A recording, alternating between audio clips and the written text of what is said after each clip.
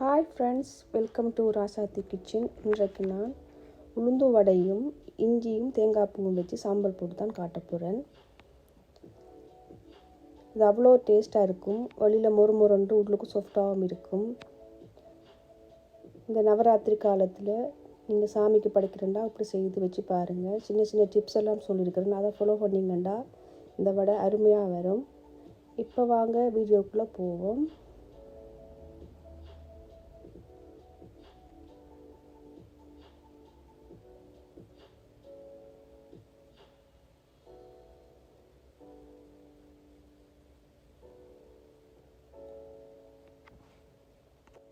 இந்த உளுந்து வடை செய்கிறதுக்கு முழு உளுந்து எடுத்திருக்கிறேன். இது 375 கிராம் எடுத்திருக்கிறேன். எடுத்து 3 தரம் நல்லா கழுவிட்டு தண்ணி விட்டு 3 மணி நேரம் ஊற வச்சுருக்கிறேன். நீங்கள் இந்த வடைக்கு 3 மணி நேரம் ஊற வச்சிங்கன்னா போதும். கூட அப்படி ஊற விட்டிங்கன்னா கொஞ்சம் வடை புளிப்புத்தன்மை வரும். அதனால் 3 மணி நேரம் ஊற வச்சிங்கன்னா போதும்.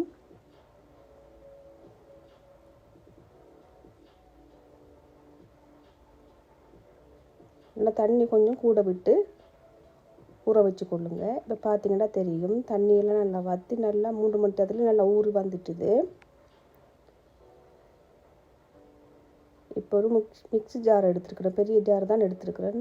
எடுத்து எல்லா உளுந்தையும் ஒரே தரத்தில் தான் அரைச்சி எடுத்தேன். நான் 375 கிராமும் அளவாக இருந்துச்சு போட்டு அரைக்கிறதுக்கு. எல்லா உளுந்தையும் போட்டுட்டு இதோட ஐஸ் க்யூப்ஸும் போட்டிருக்கிறேன். இது போட்டு அரைச்சிங்கன்னா வடை நல்லா சாஃப்டாகவும் வரும், நல்லா பொங்கியும் வருமா. மற்றது சூடாக இருக்காது உங்களுக்கு. பார்த்திங்க நல்லா அரைச்சி எடுத்துட்டேன்.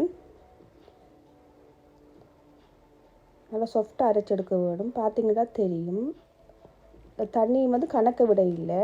ஒரு கொஞ்சம் தண்ணி தான் விட்டு அரைச்சினான். தண்ணி விரதங்களும் காட்டிக்கொள்ள இல்லை. இந்த மாவை பார்த்திங்கன்னா தெரியும், அவ்வளோ சாஃப்டாக இருந்தது. தண்ணியும் இல்லாமல் நல்லா திக்காக அரைச்சி எடுத்துக்கொள்ளுங்க. இப்படி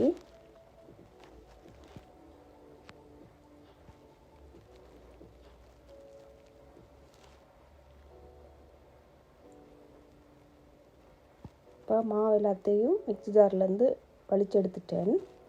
இந்த மாவை நல்லா கையால் அடித்து எடுத்துக்கொள்ளுங்க. கையால் நல்லா ஒரு 2-3 நிமிஷம் இப்படி அடிச்சிங்கன்னு சொன்னால் நல்லா சாஃப்டாக வரும் வடை. ட்ரை பண்ணி பாருங்கள் அந்த மெத்தட்டை. ஏற்கனவே சாஃப்டாக தான் இருக்குது. கொஞ்சம் அடிச்சு எடுத்திங்கன்னா போதும். இப்போ இந்த வடைக்கு தேவையான பொருட்களை போட்டுக்கொள்வோம். இப்போ இஞ்சியை ஸ்க்ரப் பண்ணித்தான் போட்டிருக்கிறேன். அப்படி போட்டால் நல்லா டேஸ்ட்டாக இருக்கும். செய்து பாருங்கள். இப்போ பச்சை கொச்சிக்காயை சின்ன சின்னதாக கட் பண்ணி போட்டிருக்கிறேன். அது தேவையான அளவு போட்டுக்கொள்ளுங்க. சின்ன வெங்காயத்தை சின்ன சின்னதாக குட்டி குட்டியாக கட் பண்ணி போட்டிருக்கிறேன். அதையும் தேவையான அளவு தான் போட்டுக்கோங்க. சில ஆட்கள் கூட போடுவாங்க, குறைய போடுவாங்க. அப்போ அளவு போட்டுக்கொள்ளலை. நான் கருவேப்பிலையும் குட்டி குட்டியாக கட் பண்ணி போட்டிருக்கிறேன். சில ஆட்கள் கொரியாண்டர் கட் பண்ணி போடுவாங்க. ஆனால் எங்களோட ஊரில் கொரியாண்டர் போடுறது இல்லை, கருவேப்பிலை மட்டும்தான் போடுறது. அதோட சேர்த்து பெருஞ்சீரகமும் உப்பு, பெருங்காயம், கொஞ்சமாக அரிசிமா போட்டிருக்குறோம். ஒரு கைப்பிடி அரிசிமா போட்டிருக்குறேன். கணக்க போடக்கூடாது. அரிசிமா கல்லுமாய் போயிடும் கணக்க போட்டிங்கண்டா. போட்டு எல்லாம் நல்லா மிக்ஸ் பண்ணி விடுங்க. மிக்ஸ் பண்ணி விட்டுட்டு நான் ஒரு அரை மணி நேரம் ஃப்ரிட்ஜில் வச்சு எடுத்தினேன். ஃப்ரிட்ஜில் வச்சு எடுத்திங்கன்னா மா கொஞ்சம் திக்காக போகும். போடுறதுக்கு உங்களுக்கு ஈஸியாக இருக்கும். ட்ரை பண்ணி பாருங்கள் இந்த மெத்தட்டை. இப்போ எண்ணெய் நல்லா கொதிச்சிட்டுது. ஒரு வெங்காயத்துண்டை போட்டு பார்த்திங்கன்னா தெரியும், கீழே இருந்து மேலே வரும். அந்த நேரம் வடையை போட்டுக்கொள்ளுங்க. இப்போ நல்லா கையை கழுவி கொள்ளுங்க. வடை போடுறதுக்கு இந்த கை ஈரமாக இருந்தால் தான் அந்த வடை ஈஸியாக போட இயலும். இப்போ பார்த்திங்கன்னா தெரியும், அந்த கை ஈரத்தோடு இருக்குது. உரமாக தண்ணியாக இல்லாமல் கையை கழுவி உதறி எடுத்துக்கொள்ளுங்க. இப்போ அளவுக்கு மாவை வச்சு நல்லா ரவுண்ட் ஷேப் பண்ணிவிட்டு நடுவில் ரோட்டையை போட்டு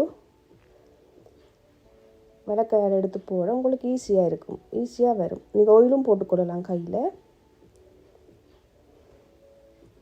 இப்படி எல்லா வடையும் போட்டு எடுத்து காட்டுறேன்.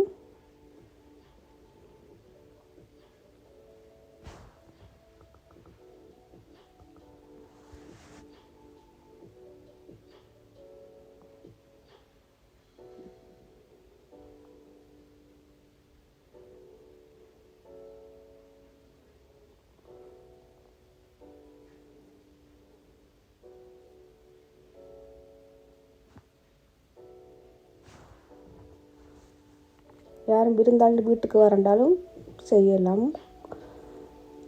இப்போ நவராத்திரி காலம் பண்ணுற வடிவாக பிரசாதமாக வைக்கிறதுக்கும் நீங்கள் செய்யலாம் வடை.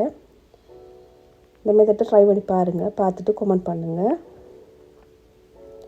சின்ன சின்ன டிப்ஸை ஃபாலோ பண்ணிங்கன்னா வடை வந்து அவ்வளோ டேஸ்ட்டாகவும் ஈஸியாகவும் செஞ்சிடலாம். நீங்கள் இந்த உளுந்து வடை செய்கிறது அவ்வளோ கஷ்டம் இல்லை. இந்த மெத்தட்டை ஃபாலோ பண்ணிங்கன்னா ஈஸியாக செய்திடுவீங்க. மீடியம் ஹீட்டில் வச்சுக்கொள்ளுங்க, அப்போ தான் உங்களுக்கு கருகாமல் லைட் கலரில் வரும் வடை. உள்ளுக்கு நல்லா அவிஞ்சி வடிவாக வரும்.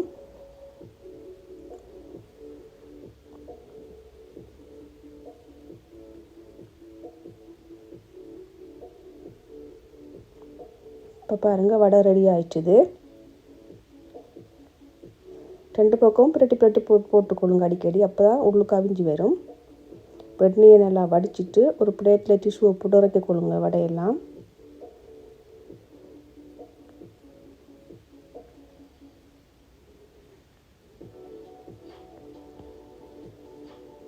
எல்லா வடையும் போட்டு எடுத்துகிட்டு காட்டுறேன். இப்போ பாருங்கள் எல்லா வடையும் சுட்டு எடுத்தாச்சு. நீங்கள் மாவை மிஞ்சினா உங்கள் அளவுக்கு சுட்டுட்டு மிச்சமிண்டா ஃப்ரிட்ஜில் வச்சு அடுத்த நாளும் செய்து கொள்ளலாம். இப்போ இதுக்கு தேங்காய் சட்னி அரைப்போம். இஞ்சியும் போட்டு சட்னி. இதுக்கு தேங்காய் பூ போட்டிருக்கிறேன், அதோட கருவேப்பிலையும் போட்டு வடைக்கு வேண்டிய வெங்காயம் கொஞ்சம் மிஞ்சிட்டுது, அதையும் போட்டுக்கிறோம். போட்டு இஞ்சி போடுங்க, இஞ்சி கொஞ்சம் கூட போட்டால் நல்லாயிருக்கும். பச்சை வச்சுக்காய் குறையத்தான் போட்டிருக்கிறேன். நீங்கள் உரைப்பு கூட வேணுமென்றார்கள் கூட போட்டு செய்யலாம்.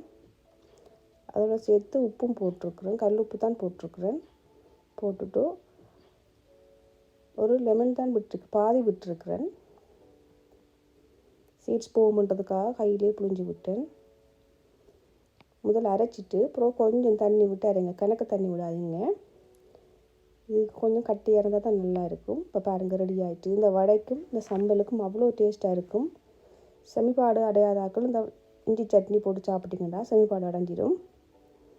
இந்த வீடியோ பிடிச்சிருந்தா லைக் பண்ணுங்கள், ஷேர் பண்ணுங்கள், கமெண்ட் பண்ணுங்கள், மறக்காமல் சப்ஸ்கிரைப் பண்ணுங்கள். நன்றி, வணக்கம். அடுத்த வீடியோவில் சந்திப்போம்.